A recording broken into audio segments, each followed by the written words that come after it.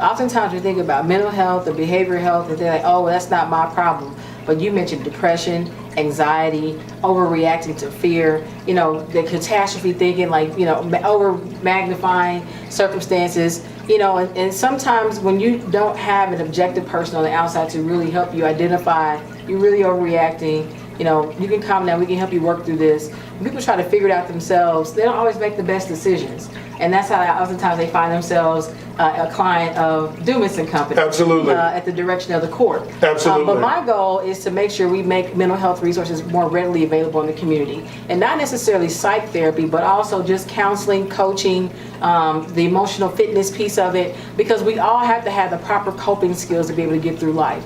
Emotions are part of the human dynamic. That's how we live. There's always something you're going to be dealing with, but that's not the problem. It's how you respond to it. How do you approach the problem and work through to obtain solutions? And so you're very fortunate to have Tracy as a support, but everybody does not have a Tracy.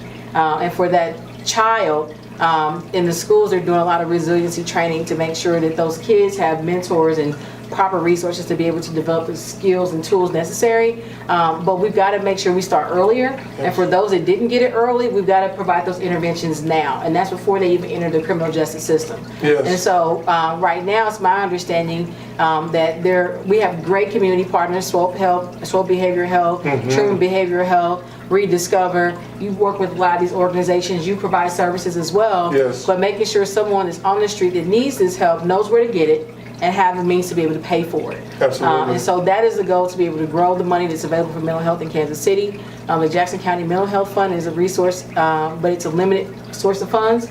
And every time we issue a tax abatement in the city, we divert revenue from that resource. Wow. We can't continue to do that. And so when I talk about fair development and a balanced approach to building Kansas City, that's a perfect example of what I'm talking about. And so it really just takes leadership, policy, and aligning our resources, and we can solve the problems that we have in Kansas City. Wow.